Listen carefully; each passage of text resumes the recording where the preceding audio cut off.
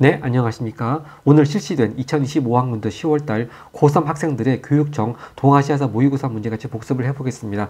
먼저 문제 1번 선사시대 문제를 보겠습니다. 네, 역시 신석기 문화가 나왔고요. 이 그림 보면 역시 양서호 문화의 양서호 채도라는 걸 알 수가 있겠습니다. 이 양서호 문화, 양서호 채도는요, 바로 황허강 중류 지역이죠. 황허 중류를 이렇게 지도에서 찾아주면 답은 금방 찾을 수 있겠습니다. 나머지 지역들은요, 지금 유물사진이 안 나오고 있기 때문에 굳이 뭐 볼 필요 없이 다 생략하도록 하겠습니다. 다음 문제 2번으로 갑니다. 가 황제에 대한 설명. 자, 보나마나 2번 자리에는 진시황제 문제가 제일 많이 나오는 자리인데요. 자, 봅시다. 근데 보통 진시황제 하면은 육국을 멸하여 뭐 그런 표현이 나오는데 그런 표현 안 나오더라도 금방 진시황제라는 걸 알 수 있는 거예요. 스스로 황제라 칭했다고 그러고 또 도량형 통일했다고 그랬습니다. 역시 진시황제에 대한 문제가 맞습니다. 그럼 선지 2번 답 찾을 수 있겠죠. 역시 유학자들을 아주 잔인하게 탄압했던 문서갱유 답 2번 찾았습니다. 네, 선지 1번 군국제는요, 한나라 고조가 실시한 지방제도죠. 진시황제는 그 군현제를 실시했고요. 그 한나라 고조 유방은 주나라의 봉건제와 진시황제 분현제를 섞어가지고 군국제를 실시했죠. 그 다음 선지 3번 장건을 서역에 파견한 황제는 또 한나라 무제고요. 선지 4번 백등산 전투, 역시 이것도 한나라 고조가 관련되긴 합니다만 여기서 백등산 전투에서 승리했다고 하니까 이 전투에서 한나라 고조는 패배했고요. 흉노의 묵tuk선우가 이 백등산 전투에서 승리를 했습니다. 또 선지 5번 준왕을 몰아내고 집권했다. 이건 고조선 위만 얘기하는 것이고요. 다음 3번 갑니다. 3번은 이제 이 시기의 동아시아 상황 묻는 문제인데요. 오답률이 55.2%를 기록했는데 이 55.2% 오답률이 이번 10월달 시험 세트에서 가장 오답률이 높은 것이고 나머지 문제들은요, 오답률이 50%가 되는 것들이 없습니다. 그만큼 이제 수능을 한 달 앞두고 있다 보니까 동아시아사를 선택한 수험생분들이 상당히 지금 아주 상당히 높은 경지에 지금 이르고 있다는 걸 알 수가 있습니다. 자, 하여튼 어느 시기인지 보겠습니다. 딱 한 글자로 든 사람 이름인데요. 자, 무가 어느 나라 사람일까요? 좀 읽어보겠습니다. 송나라 황제에게 보낸 표문에 이렇게 써 있습니다. 뭐 자기가 계속 자기 선왕 때부터 조공을 해왔던 얘기고, 그런데 자기가 직접 찾아뵈려고 하는데 백제를 경유하기 위해서 배도 준비해 두었다. 자, 근데 백제를 경유한다고 하니까 이 무라는 사람은 백제 사람은 아닌 것 같아요. 자, 그리고 또 근데 백제를 경유하기 위해서 배를 준비해서 가려고 하는데 고구려가 방해를 해서 못 가고 있다. 일종의 핑계 같아 보이게 하는데, 그래서 폐하의 덕으로 고구려를 멸망시킨다면 하니까, 그럼 굉장히 고구려를 원수같이 싫어하는데, 그럼 백제왕일까? 근데 백제를 경유한다고 하니까 백제왕은 아닌 것 같고요. 그럼 신라왕일까? 그런 생각이 듭니다. 하여튼 일단 백제 고구려가 다 있으니까 적어도 삼국시대라는 걸 알 수가 있겠고요. 이 정확히 말하자면 5세기 후반의 상황입니다. 자, 근데 여기 선지가 뭐 매력적인 오답이 사실 없거든요. 이게 백제 고구려가 다 아직은 멀쩡하게 살아있고 그럴 때고, 뭐 정확히 5세기 후반인 걸 모른다 하더라도 삼국시대라는 거면 삼국시대라는 거면 정확히 알면은 답은 3번하고 4번으로, 그렇죠. 3번하고 4번으로 좁혀지거든요. 왜냐하면 선지 5번은요, 이 신라가 당과 군사동맹을 체결했다고 하는데 이미 지금 자료에 지금 송나라라고 중국 나라가 나와 있지 않습니까? 그러니까 송나라하고 당나라, 이 통일왕조 당나라는 같이 양립할 수가 없죠. 그리고요, 이 자료 속에 나와 있는 송나라는 자꾸 이제 이렇게 이제 동아시아사나 세계사에서 그 나중에 10세기 때 조광윤이 세운 그 통일왕조 송나라하고, 그다음에 또 5세기 때 유진 남북조 시대 때 바로 남조의 한조 광조 송나라하고 한자가 똑같은 걸 이용해가지고 자꾸 헷갈리는 문제를 내는데요. 이렇게 백제 고구려가 같이 있을 당시에 송나라고 그러면 이건 10세기 때 통일왕조 송나라가 아니죠. 이건 바로 남북조 시대 때 남조 왕조인 송나라라는 걸 알 수가 있겠습니다. 자, 그래서 이런 거 다 모아보면요, 답은 결국 4번밖에 돌 곳이 없습니다. 즉, 이건 남쪽에서는 한족의 왕조들이 계속 동진, 송제양진 이어갔고요. 또 이렇게 반면 북쪽에서, 즉, 화북 지역에서는 북이가 5세기 전반에 화북 지역, 즉, 556국을 통일했죠. 그러니까 화북 지역에는 북이가 있었고, 즉, 북조가 있었고, 이 창장강 이남 남쪽에는 한족의 왕조 송나라가 했던 그런 시기입니다. 그래서 제가 5세기 후반이라고 범위를 좁힌 것이고요. 실제로 이 무라고 하는 사람이, 이게 무가 백제왕도 아니고 신라왕도 아닙니다. 이게 참 좀 허탈하긴 한데요. 일본 왕입니다. 외왕. 네, 그래서 여기서 무는요, 희한하게 백제왕도 아니고 신라왕도 아니고 외왕을 가리키는 이름이었습니다. 그러고 보니까 이제 외왕이라고 하니까 다 이게 이해가 되네요. 그러니까 이 폐하를 찾아뵈려면 배를 타고 가야 되는데 백지를 경유해서 한다고 하니까 이렇게 한반도 남해안을 돌아가지고 서해안 쪽을 경유해서 간다 그런 얘기가 되겠죠. 근데 고구려가 방해한다. 그러니까 하여튼 백제 사람도 아니고 고구려 사람은 더더욱 아니고 그렇다고 신라 사람도 아닙니다. 근데 아마 여기 무가 그 태종 무열왕 김춘추를 아마 생각해서인지 선지 5번이 많이 또 오답으로 선택이 되었거든요. 그래서 이 아마 이 무를 저 김춘추 태종 무열왕으로 만약에 착각했다면 역시 태종 무열왕이 당나라 가서 이제 나당연합 즉 신라와 당의 군사 동맹을 체결하지 않았습니까? 그렇게 낚일 수가 있는데 아까도 말씀드렸지만 이 당나라하고 여기 자료에 있는 송나라하고는 양립할 수가 없습니다. 그렇기 때문에 5번은 제껴야 되겠습니다. 자 그리고 이제 똑같이 삼국시대에 해당되는 선지 3번이요. 고구려가 낙당군 추출했다. 이거는 아직 그 그 남조에서 송나라가 시작되기 한참 전입니다. 즉 이때가 미천왕 때죠. 특히 한국사에 잘 나오는데요. 313년 때였습니다. 즉 4세기 전반 때였고요. 그 다음에 이제 선지 1번 해양교는 이건 나라 시대를 마치고 해안 시대가 794년부터지 않습니까? 그러니까 8세기 후반부터라고 보면 되겠고요. 또 선지 2번 5대 식국 시대는 당나라가 멸망한 다음에 바로 그 송나라가 통일할 때까지 제가 아까 전에 말씀드렸지만 한자만 똑같고 시기는 다른 송나라. 그래서 그 조광훈이 세운 송나라가 조씨의 송나라인과 대비가 돼서 이 남조의 송나라는 이게 420년부터 79년까지 있었는데요. 유씨가 세운 나라라고 해가지고 유송이라고도 불린다고도 합니다. 하여튼 그 송나라하고 또 송나라가 통일했던 5대 식국하고도 전혀 딴판이죠. 이건 한참 뒤에 얘기가 되겠습니다. 그래서 답을 고를 수 있는 거는 4번밖에 없겠습니다.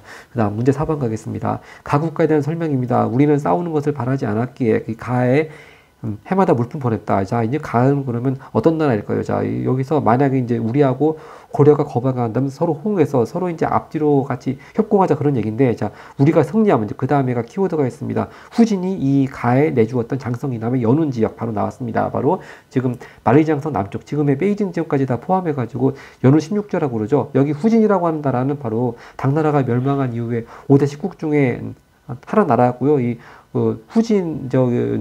후진 이 나라를 그 거란이 도와준 대가로 해서 바로 후진이 연운 16주 지역을 거란에 넘겨주었습니다. 그러니까 이제 거란족들이 거란 나라가 그 연운 16주를 차지함으로 해가지고 만리장성 남쪽으로 내려오게 되는 것이죠. 그래서 바로 이제 여기서 말하는 우리는 송나라가 되겠습니다. 근데 아까 선지 3번 아까 문제 3번 같이 유진 남북조 시대 송나라가 아니고 5대 식국을 통일한 10세기 통일왕조 송나라를 말하는 것인데, 그래서 송나라가 이제 이 연운 16주 땅을 좀 다시 회복하려고 했습니다만 번번이 거란한테 무력으로 안 돼가지고 실패하고 결국은 1004년에 전연의 맹약을 체결하지 않았습니까? 그런 스토리고요. 하여튼 가나라가 거란인 것만 알면은요. 그리고 특히 연운 지역을 차지한 때가 이제 거란이 936년입니다. 이 936년이 한반도 같으면 고려가 그 왕건이 후삼국을 통일한 해가 936년이죠. 하여튼 이 거란은 바로 선지 1번 같이 발해를 멸망시켰죠. 바로 그 936년보다 10년 전에 926년에 발해를 멸망시켰습니다. 네. 다음 선지 2번 별무반은요. 바로 고려 윤관 장군이 편성한 부대죠. 특히 여진족을 몰아내고 동북구성을 쌓았다. 그렇게 이어지고요. 선지 3번 로양을 천도했다. 이 시험에 제일 많이 나오는 게 북이, 아까 전에 화북 지역을 통일한 북이 나왔습니다만 바로 북이가 평성에서 로양을 천도하고 또 효문제가 적극적으로 한족의 풍습을 따라하려고 하는 한어 정책을 실시했다. 그때 많이 나옵니다. 로양. 또 선지 4번 정화의 함대 파견은 명나라 영락제고요. 선지 5번 백강전투에서 패배자. 백강전투가 백제가 멸망한 지 3년 후인 663년의 일이죠. 네, 이렇게 663년에 왜군이 백제 부흥군을 도우러 와같이 백제 부흥군 플러스 왜군 연합군이 나당 연합군과 같이 싸움 벌였습니다만 결국 백제 부흥군 플러스 왜군 연합군이 패했죠. 자, 그 다음 문제 5번을 보겠습니다. 자, 문제 5번. 자, 이 자료에 나타난 왕조인데요. 곽숭영 하면, 이미 좀, 실력이 상당한 분들은 금방 알죠. 자, 곽숭영 하면은 원나라에서의 역법서, 수시력을 만든 사람이지 않겠습니까? 그리고 이때 황제는 쿠빌라이 칸입니다. 자, 근데 여기서 혹시 착각이 될 수 있는 게 문화 얘기가 나오고 하니까 마치 이제 또 문화하면 또 대명사 같은 황제가 수나라 양제 아니겠습니까? 근데 뭐 다행히도 이 선지 중에는 뭐 수나라 양제로 오인했을 경우에 낚일 수 있는 그런 선지는 없습니다. 하여튼 이 곽수경이요, 그 단지 수시령만 만든 것이 아니고 이렇게 베이징으로 오는 대운하도 같이 설계한 사람입니다. 자, 여기서 그래서 중간에 나오지만 원래는 이 대도가 이제 쿠빌라이 칸이 원나라 수도를 카라코룸에서 대도로 옮겼다. 바로 대도가 지금 베이징 지역이지 않습니까? 원래는 용도로 운송됐는데 너무 손실이 크니까 이렇게 운하를 만들어가지고 배편으로 운송하게 되었다고 하는 것이고요. 특히 교초도 역시 원나라 때 핵심어죠. 네, 핵심 키워드입니다. 원나라 때 발행했던 화폐 교초. 그러니까 곽수경 나왔고 대도 나왔고 교초 나왔으니까 설사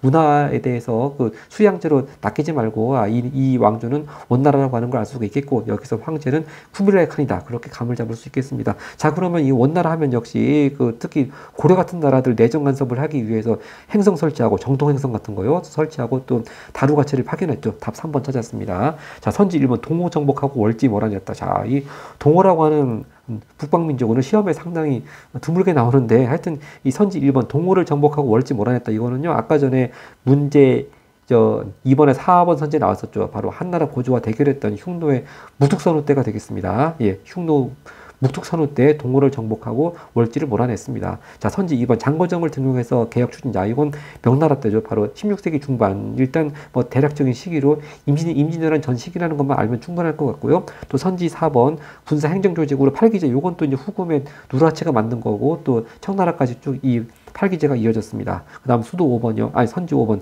수도 흥경을 중심으로 동서무역 전개했다. 자, 동서무역이라고 한다 보면은 나라 위치가 서쪽이나 동쪽에 치우치지 않고 가운데 있다는 얘기고 하여튼 이 흥경이 수도였던 나라는 바로 탕부터족이 세웠던 서하가 되겠습니다. 자, 근데 여기서 혹시 한국사를 깊이 있게 공부한 분들은 이 서하의 수도 흥경하고 그 다음에 또 일제 때 1930년대 전반 즉 만주사변 이후에 남만주 지역에서 양세봉 장군이 이끌었던 조선혁명군이 그렇게 일본하고 싸웠던 전투 중에 흥경선 전투라고 있지 않습니까?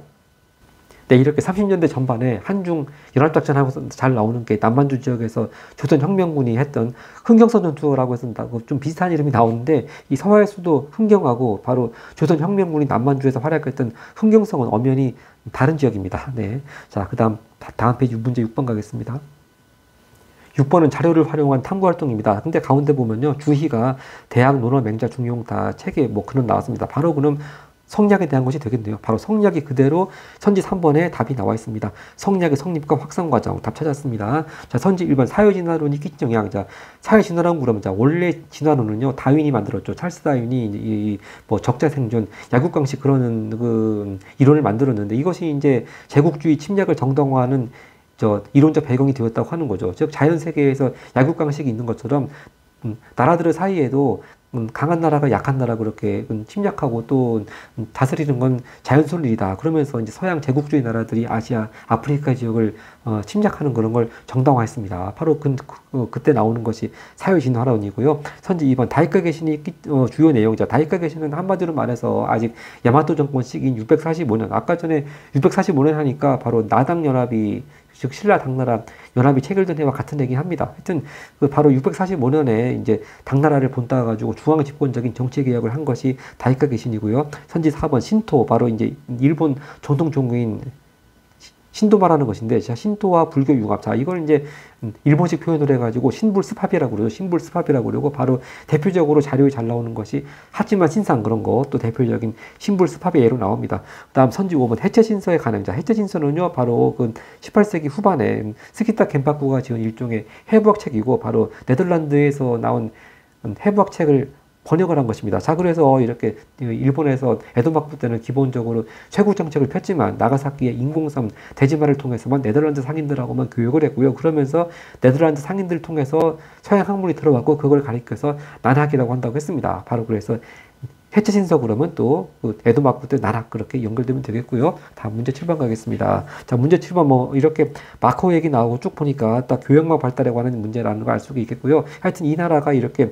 16세기 중엽에 그 마카오를 이렇게 마카오에서 거주권을 획득했고요. 그 다음에 또 중요한 키워드가 나오죠. 지금 말레이시아 쪽에 물라카 나왔습니다. 그래서 물라카와 나가사키 있는 중요한 무역 중심지가 되었다. 자, 그게 바로 물라카 나왔고 마카오 나왔으니까 금방 포르투갈이라는 걸 알 수가 있겠습니다. 자, 그럼 포르투갈은요, 선지 5번이 답이 될 수 있는 게 선지 5번밖에 없습니다. 자, 그래서 맨 처음에 사실 포르투갈 상인이 처음 1543년에 일본에 조청도 전해주었고요. 상당히 포르투갈이 이제 초기에 일본하고 아주 밀접하게 교류를 했는데 상당히 나중에 에도막부 들어와서 이렇게 포르투갈 사람들이 그리스도교 전파하는 걸 되게 싫어했습니다. 그래서 이제 제가 방금 전에도 대지마 아까 나낙 얘기할 때 그 대지마 말씀드렸습니다. 원래 대지마에서 네덜란드 상인부터 처음 교역을 한 것이 아니고 원래 처음에는 포르투갈 상인들이 들어와서 교역을 했는데 이렇게 에도막부에서 포르투갈 상인들이 그리스도교 전파하는 걸 되게 못마땅해 해서 결국 대지마에서 포르투갈 상인들은 추방을 하고 이제 그 이후로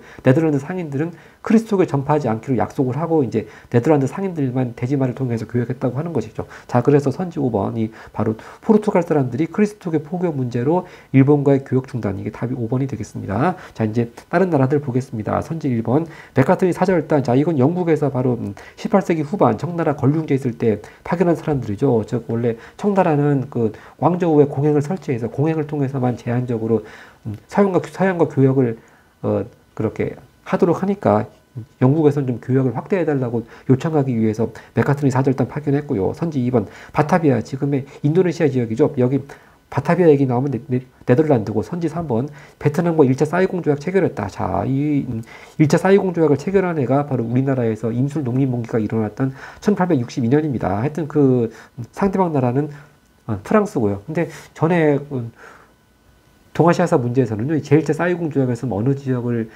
할양해주고 그렇게 제1차 사이공 조약 내용이 좀 가끔 이렇게 어려운 문제로 나왔었는데 최근에는 이 1차 사이공 조약 내용을 묻는 문제가 잘 안 나오는 것 같습니다. 또 선지 4번 마닐라를 건설하고 갈로 무역하면 역시 에스파냐가 되겠습니다. 그 다음 문제 8번 갑니다. 문제 8번 자료의 상황이 나타난 시기 연표 문제입니다. 자, 예부의 호인. 자, 호인하면 좀 왠지 오랑캐 그런 얕잡아보는 뉘앙스가 있지 않습니까? 그리고 예조가 아니고 예부니까 딱 중국이라는 걸 알 수가 있겠고요. 하여튼 중국 쪽의 그런 그 관제 이름이고요. 하여튼 그 예부의 호인이 통역을 데려와서 나덕헌자. 나덕헌은 바로 조선이 보낸 사신 이름일 거고요. 근데 내일 칸께서 황제 자리에 오른다고 했습니다. 자, 그러면 이 칸이 황제 자리에 오르는 게 어느 나라일까? 쭉 보면 이제 맨 끝에 보면 알 수 있습니다. 금이 예식을 행하면, 여기서 금은 이제 그 후금 말하는 것이고, 또 형제국인 조선하니까 바로 이미 그 전에 정묘호란을 거치면서 후금하고 조선이 형제 관계를 맺은 뒤라는 걸 알 수가 있겠습니다. 근데 그렇게 후금이 조선하고 형제 관계를 맺은 후에 이렇게 황제 자리에 오른다고 하니까 바로 이 상황은 저거죠. 이제 후금이 나라 이름을 청으로 바뀌면서 누르하치 아들 홍타이지가 이제 청나라 황제로 즉위하는 그 행사를 말하는 게 되겠습니다. 근데 이제 이렇게 조선에서 사신으로 파견된 나덕헌이라고 하는 사람은 왠지 이런 자기들이 오랑캐라고 업신여겼던 그런 나라의 황제한테 축하하는 의식을 한다고 하는 걸 좀 받아들일 수 없어가지고 상당히 좀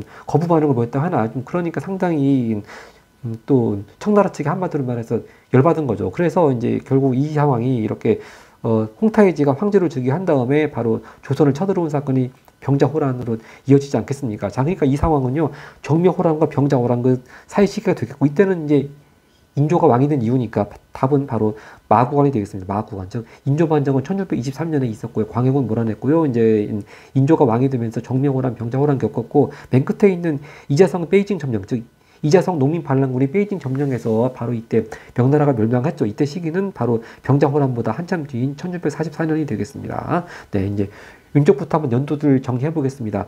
온인의 날이라고 하는 거 바로 무로마치 막부 시기에 바로 효군의 후계자 자리를 둘러쓰고 아주 극심한 하극상 막 다이묘들끼리 전투를 벌였다고 했습니다. 그래서 이제 이게 나중에 100년간에 걸친 생코쿠 시대의 서막을 열었다고 하지 않습니까? 하여튼 온인의 날은 1467년이고요. 그 다음 삼포외란 바로 중종 때 있었고요. 1510년이고 또 삼포외란을 계기로 해서 비변사가 처음에는 임시기구로 설치가 되었다고 했습니다. 또 가운데가 또 벽제관 전투가 있는데 이건 임진왜란 때 바로 다음에 1593년 2월의 상황이 되겠습니다. 자, 그래서 이 명나라 원군이 와가지고 조명연합군이 먼저 평양성을 탈환을 하고, 그리고 이제 한성을 탈환하기 위해서 벽제관 전투를 벌였습니다만, 또 벽제관에서는 조명연합군이 패배했습니다. 그래서 이제 그때부터 명나라 원군들은 이제 싸울 의사를 상실하고 이제 일본과 강화협상에 들어가게 되는 것이죠. 바로 제가 그걸 써놓은 것이 이렇게 벽제관 전투하고 쭉 화살표 해놓고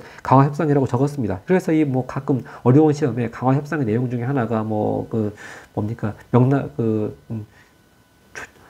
조선 땅 중에서 충청, 전라, 경상 이쪽 지역을 일본에게 할양한다. 그런 것을 또 일본이 내건 강화 조건으로 그렇게 묻는 문제들이 가끔 나오죠. 그 다음 또 다국원 끝에 에도막부 수립은 자 바로 1603년입니다. 자 그리고 아까 전에 그 인조반정 1623, 또 이재성의 베이징 점령, 다른 말로 명나라 멸망 1644년이고요. 그 다음 9번 가겠습니다.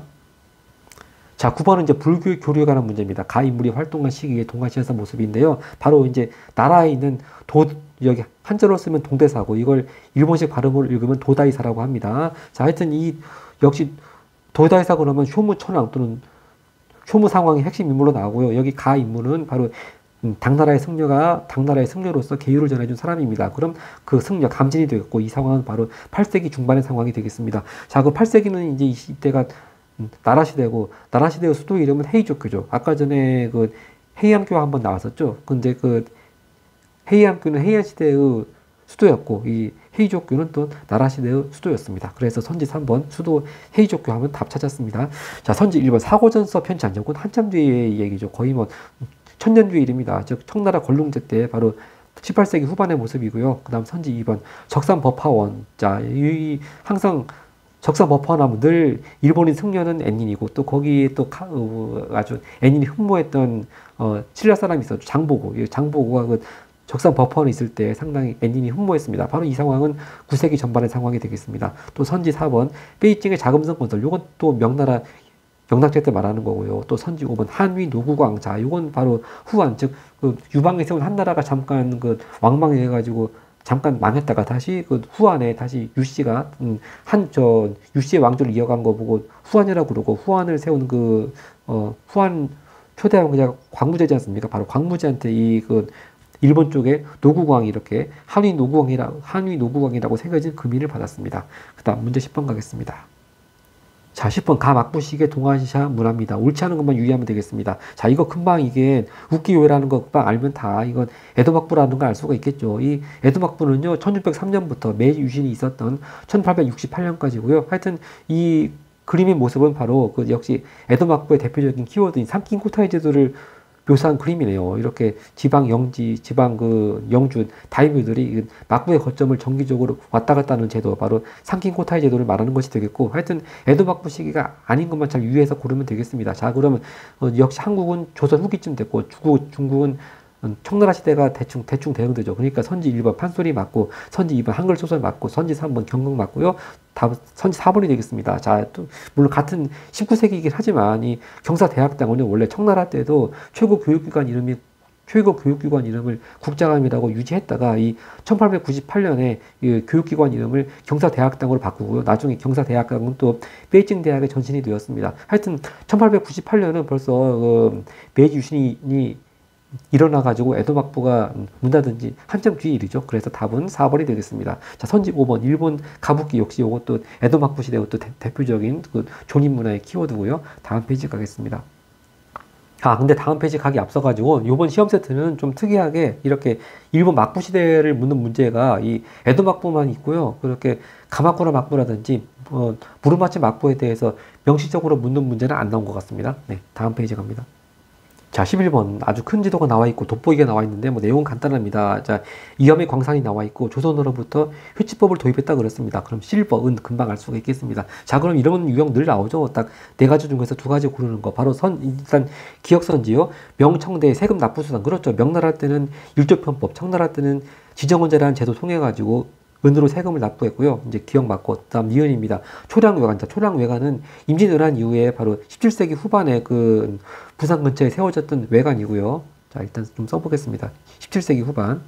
하여튼 이 은을 재련하는 기술은 일단 맨 처음에 조선으로부터 이렇게 회치법이 일본으로 전수되었지만, 하여튼 이 초량외관을 통해서 일본으로 대량 수출된 건 은이 아닙니다. 네. 이렇게 조선에서는 별로 회치법을 활용하지 못했고요. 네.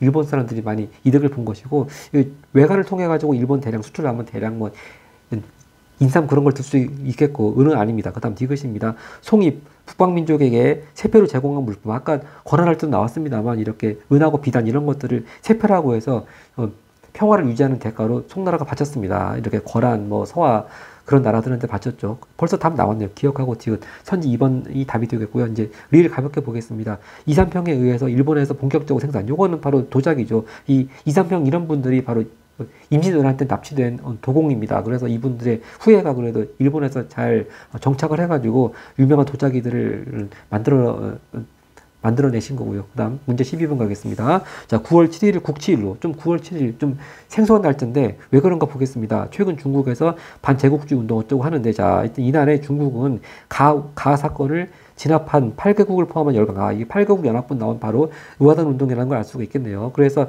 이 8개국 연합군이 의화단 운동을 진압한 다음에 체결한 조약이 바로 신축조약, 1901년에 체결했던 신축조약이죠. 그 내용이 이제 쭉 아래에 있습니다. 조약에 따르면 중국은 베이징에 공사관 구역을 설정하고 방위 병력의 상주를 허용. 이걸 이제 다른 말로 하면은 베이징의 외국 군대 주둔 허용, 이제 그렇게 많이 그 신축조약의 내용으로 그렇게 일컬어지고 있습니다. 그다음 또 막대는 배상금도 지불해야 됐죠. 하여튼 의화단 운동에 대한 걸 찾아보면 이 캐치프레이즈가 선지 1번입니다. 바로 부청멸양, 즉 청나라를 띄워주고 도와주고 또 서양 세력 다 몰아내자, 그런 뜻으로 부청멸양이 또 캐치프레이즈로 쓰였습니다. 선지 2번, 삼국간섭이 일어나는 배경이 되었다. 자, 삼국간섭은요 바로 청일전쟁을 마무리한 시모노세키 조약 내용 중에서 바로 랴오통반도를 청나라가 일본한테 하라 하니까 러시아가 위협을 느껴가지고 프랑스와 독일 끌어들여 다시 라오통반도를 청나라에 돌려주려고 간 거, 바로 그게 삼국간섭이 되겠습니다. 그러니까 이건 시모노세키 조약하고 연결되어 있고요.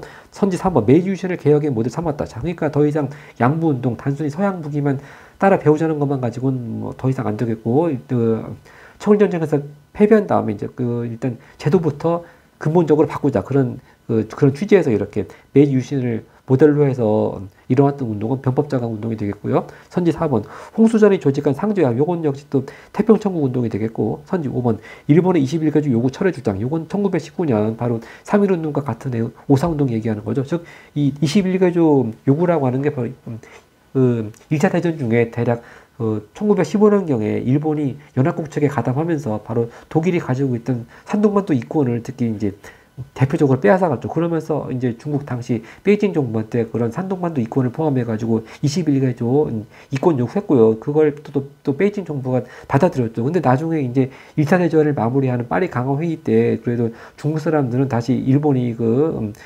산동반도 이권 포함해가지고 21개조 요구를 처리할 줄 알았는데, 다 그걸, 왜냐하면 그때 일본은 엄연히 연합국, 승전국의 일원이었기 때문에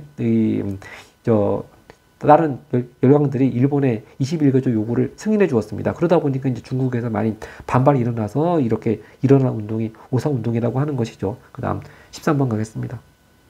자, 13번, 이 조약이 체결된 시기 동아시아 상황입니다. 자, 일본 사절단이 미국 배를 따라서 이제 가고 있는데, 자, 이 일본 사절단이 미국 대통령을 만나러 갑니다. 왜 만나러 가냐 하면은 영사재판권, 나가사키 등의 추가 개항을 내용으로 한 이 조약. 자, 그러면 이게 영사재판권이 들어있고 또 나가사키 개항하면 바로 1858년에 체결되었던, 이때는 아직 에도막부 때죠. 미일 수호 통상조약 말하는 게 되겠습니다.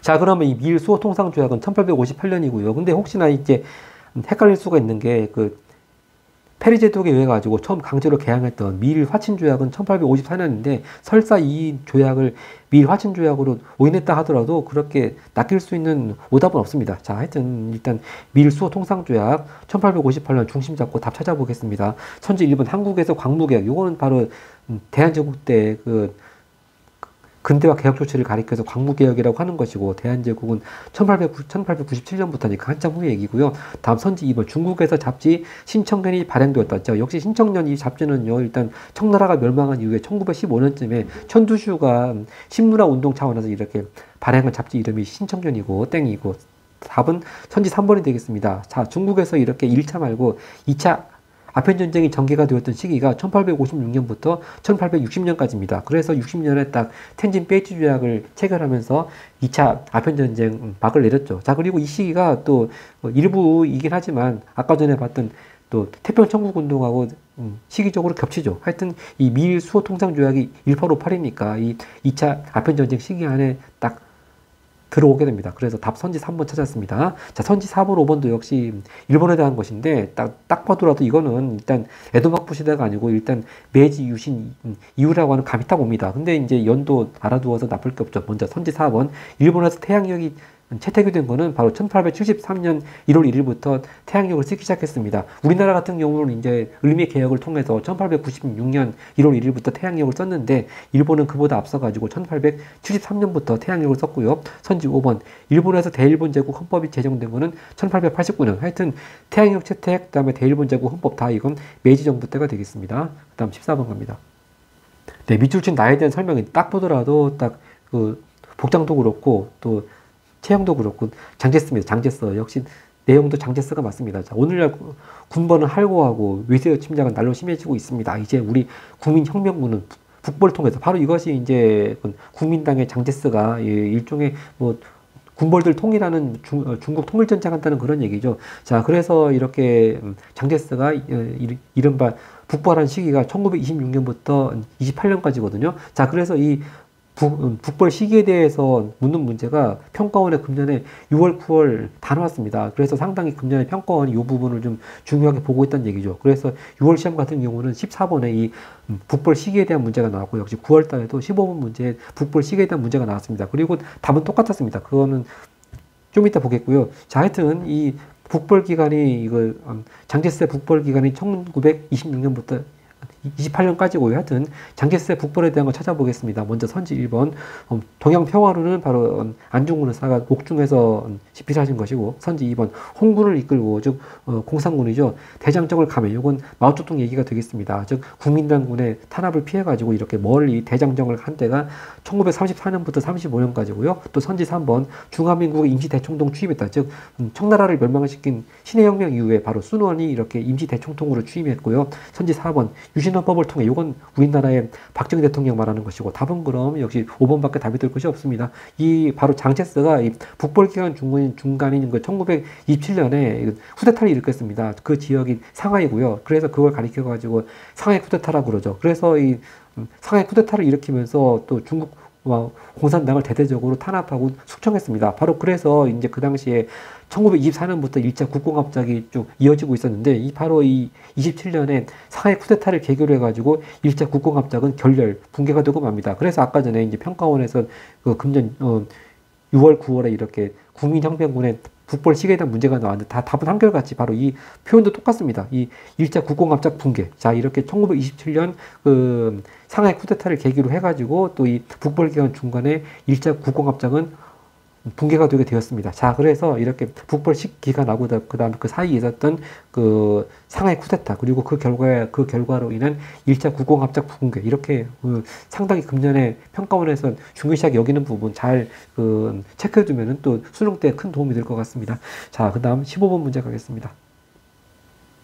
자, 15번도 시기 구간에 대한 문제입니다. 3년 동안인데요. 자, 일단 조선의용대가 나옵니다. 조선의용대는 바로 중일전쟁 다음해인 1938년에 이렇게 창설됐죠. 중국 관내 최초의 한인 무장 투쟁 부대라는 의의가 있었고요. 하여튼 여기 중국의 대일항전자, 그리고 루거우 차오 사건이 나왔습니다.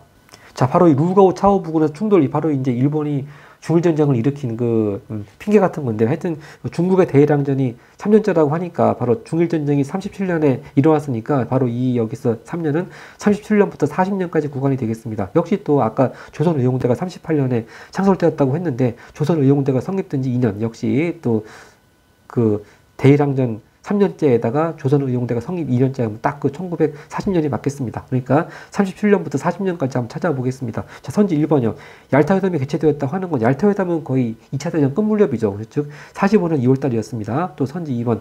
미드웨이 해전이 전격 벌어졌다. 이건 태평양 전쟁이 일어난 이후에 42년 6월 달에 있었고, 바로 이 미드웨이 해전을 통해 가지고 태평양 전쟁에서 미군이 전세를 역전하는 계기가 되었다고 했고요. 다음 선지 3번입니다. 이렇게 중일전쟁 초반에 바로 이 난징이, 그때는 이제 중국 국민당 정부의 수도가 베이징 아니고 난징이었습니다. 그래서 일본군이 난징에 들어와서 대학살을 벌였죠. 바로 중일전쟁 초기 모습이 되겠습니다. 다음은 선지 3번 답 찾았습니다. 그 다음 선지 4번이요. 한중 민족 항일 대동맹이라고 하는 게 이제 맨 처음엔 되게 생소한 개념이었는데, 이 개념도 금년 또 평권이 상당히 좀 중시하는 개념 같습니다. 6월, 9월 다 나왔습니다. 6월에는 14번에 디귿으로 나왔고요. 9월도 19번 3번 선지로 나왔습니다. 일단 시기적으로 이 항일 민족 항일 대동맹이 결성된 시기는 일단 32년 썰도 있고 또 31년 썰도 있습니다만 하여튼 일단 뭐 개략적으로 만주사변 이후다 하면 뭐 큰 문제 없을 것 같고요. 하여튼 이 항일 한중 민족 항일 대동맹이라고 하는 그 단체는 일단 대한민국 임시정부 쪽 인사들하고 또 다음 중국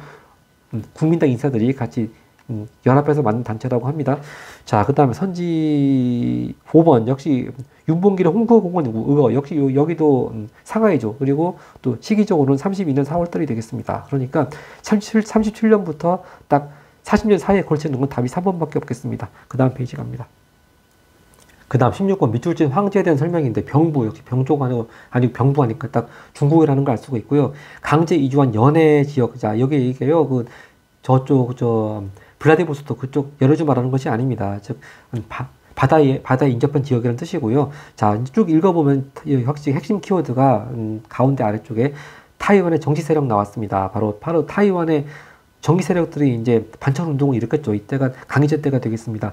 바로 17세기 후반의 모습이고요. 자, 그럼 여기서 이제 우리가 알 수가 있는 게 이 황제가 그 연해 지역의 백성들을 강제로 이주하라고 하는 바로 그 명령을 가리켜서 천계령이라고 하죠. 즉 바다 경계를 안쪽으로 당겨라. 그래서 이제 그 중국 동남부 사람들이 이렇게 타이완 사람들하고 접촉하는 걸 막기 위해서 이 중국 동남부의 그 바닷가에 접해서 사는 사람들을 강제로 이제 안쪽 내륙 지방으로 이주하라고 했습니다. 당연히 그러니까 이 사람들은 또 생활의 터전을 떠나오니까 상당히 살기가 어려워지게 됐다 그런 얘기고요. 하여튼 바로 이 강희제라는 거 금방 알 수가 있겠습니다. 자, 그러면 이 당시에 그 반청운동으로 타이완 쪽에서는 이렇게 정치 세력들의 반청운동이 있었고, 그 다음에 중국 땅 안에서는 또 이렇게 선지 2번 같이, 오삼계 같이 이렇게 옛날 명나라 출신 장수들한테 그 변방 지역을 나누어서 맡으라고 해가지고 번왕을 시켰습니다만 그 3명의 번왕이 난을 일으켰다고 그래가지고 3번의 난이라고 그러죠. 그래서 이제 강희제 때 거의 동시에 이렇게 타이완 쪽에서는 정치 세력들의 반청운동, 그리고 또 중국 본토 안에서는 또 3번의 난이 있었습니다만 다 강희제가 진압을 했습니다. 자, 그 다음 선지 1번. 호라준 정복은 바로 몽골 칭기스칸이고요. 선지 4번, 3번. 세키가라 전투. 자, 이건 이제 바로 딱 연도 외우기 좋게 1600년입니다. 이렇게 1600년에 도쿠가와 이에야스가 토요토미 히데요시의 아들 지지한 세력한테 승리를 거둬가지고 바로 이제 에도 막부를 여는 결정적인 계기가 되는 전투가 바로 세키가라 전투고요. 선지 4번. 난징에서 베이징 천도. 이건 아까도 나왔습니다만 바로 자금성을 건설한 명나라 영락제 말하는 것이고요. 선지 5번. 두 차례의 일본 원정 단행. 아까도 곽수변 할 때 나왔습니다만 쿠벨라이 칸이 되겠습니다. 네. 그 다음 17번 갑니다. 자, 17번은 근대 문물의 수용에 대한 문제 같습니다. 이 나가사키 출신의 사업가 호리 히사타로는 강화도 조약으로 계약은 바로 강화도 조약으로 계약된 곳은 부산, 인천, 원산 셋 중에 하나인데, 하여튼 여기 중에서 한국 도시가 나온 선지는 딱 4번, 5번밖에 없습니다. 근데 4번은요, 황성 만들기 사업 추진된 건 바로 서울 한성 말하는 것이고, 즉 대한제국식이 말하는 것이고요. 그 다음 선지 5번 외국인 조계지가 형성됐다. 이건 너무 좀 포괄적인 문제입니다. 왜냐하면 이게 그 강화도 조약으로 개항한 데가 뭐 부산이든 원산이든 인천이든지 간에 이렇게 개항해가지고 외국 세력이 들어오고 하면 당연히 그 외국인 조례지가 형성되겠죠. 그래서 이건 좀 막연하고 포괄적인 것과 같은 문제라서 답 찾기는 좀 뭐랄까 쉬운 문제였습니다. 그러니까 꼭 이걸 인천인지 모르고 만약에 부산이나 원산으로 착각했다 하더라도 뭐 답 고르는 데는 크게 어렵지 않았을 것 같아요. 하여튼 자, 이게 이제 왜 인천이냐 하면은요, 바로 이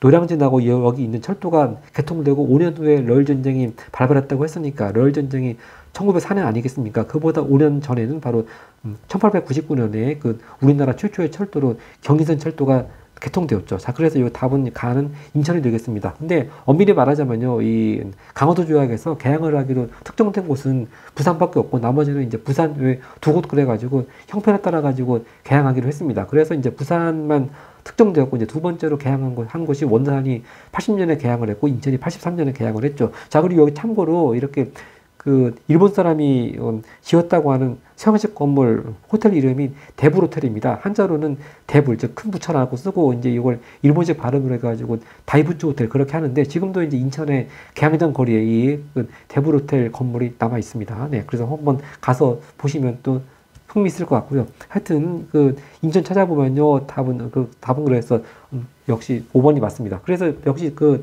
계양장 거리 가보면은 딱 어느 곳에는 층계를 기준으로 해가지고 이제 한쪽에는 일본인 거류지를 이제 그 모양을 복원시켜 놔가지고 일본식 건물들이 있고, 또 한쪽은 또 그 계단을 사이에 두고 또 상대편에는 또 청나라식의 건물들이 있습니다. 하여튼 그렇게 옛날 그 계양장 분위기를, 교계지 분위기를 만들어 놨습니다. 자, 선지 1번 보겠습니다. 금능기기국이 설치된 거, 이건 바로 난징이죠. 특히 금능기기국 하면은 양문동하고 연결되겠습니다. 즉 서양 무기를 제조하는 공장이니까 이 금능기기국 난징, 양문동 연결되고요. 선지 2번 아주와천회가 결성되었다. 여긴 또 도쿄입니다. 이것도 늘 나오는 오답선지입니다. 즉 도쿄에서 결성된 반제국주의 그 네트워크고요. 선지 3번 영국 상인이 신보를 발견했다, 창간했다. 이것도 역시 또 상하이가 되겠습니다. 창간한 해는 1872년이고요. 그리고 이제 다 봤죠. 나머지는 또 18번 문제 가겠습니다. 자, 18번 이 조약에 대한 설명입니다. 이제 원래 한국을 같이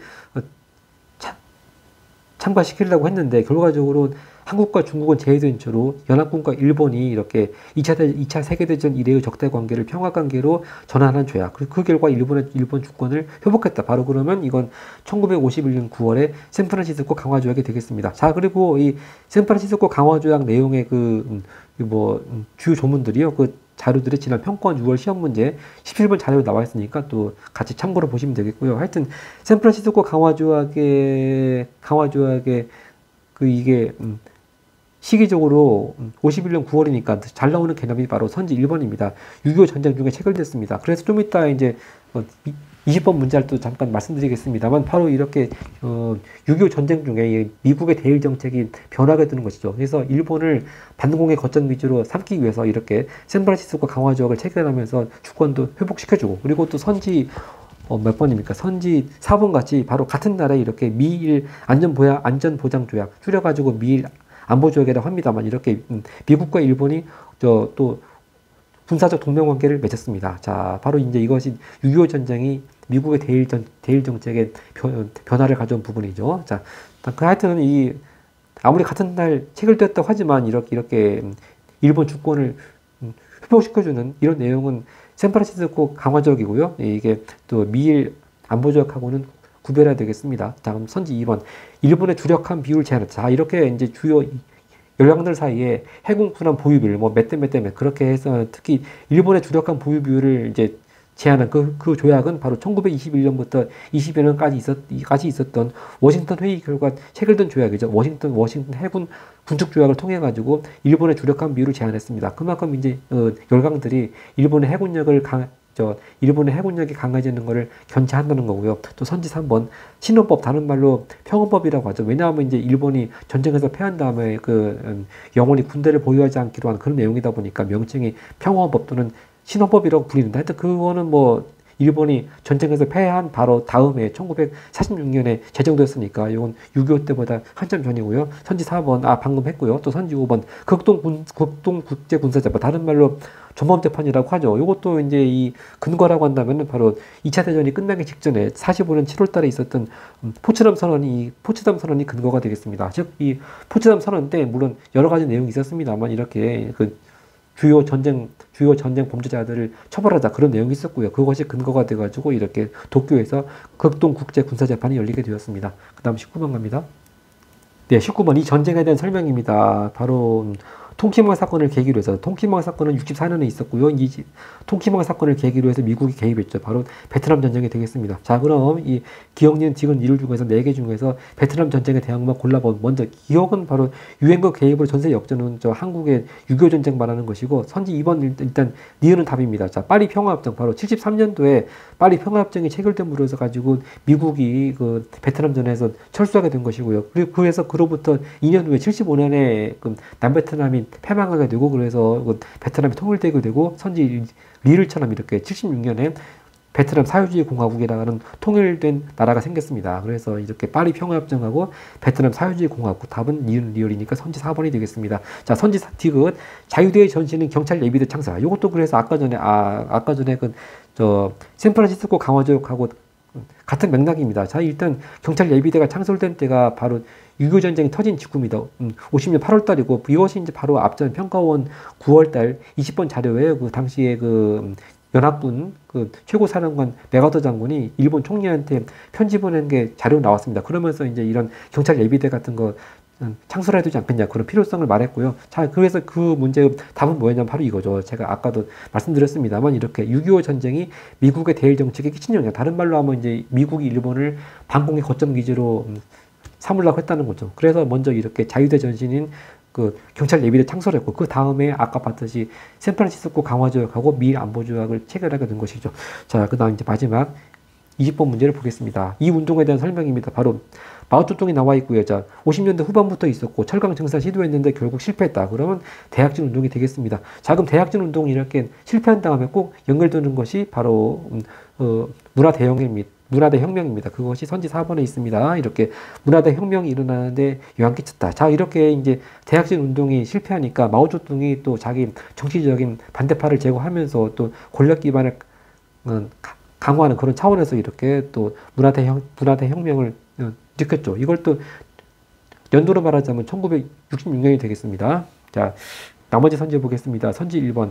남순 강화로 가속화되었다. 자, 일단 남순 강화하면은 바로 덩샤오핑의 중요한 키워드죠. 특히 이제 덩샤오핑이 개혁개방 정책을 추진하면서 특히 1992년에 이제 중국 남부지방 이렇게 우한, 뭐 선전 이런 데를 시찰하면서 이제 바로 개혁개방 정책을 많이 역설한 것을 가리켜가지고 남순 강화라고 그러죠. 또 선지 2번. 삼저 호황을 배경 추진되었다. 자, 삼저 호황하면 바로 우리나라 때 86년부터 88년까지 사이 이제 세 가지 뭐 경제적으로 낮은 유리한 게 있었습니다. 바로 저금리, 저유가, 저달러 말하는 것인데, 하여튼 요거는 대약진 운동과 아무 관계가 없고요. 선지 3번 도이모이 정책도 거의 같은 시기죠. 86년에 베트남에서 실시가 되었던 개혁개방 정책이고, 즉 자본주의적인 정책을 일부 도입한 것이고, 또 선지 5번 중국이 세계 무역기구 WTO에 가입한 건 2001년이 되겠습니다. 자, 이렇게 해서 그 이제 금년의 마지막 교육청 모의고사 10월달 동아시아사 모두 복습 마쳤습니다. 감사합니다.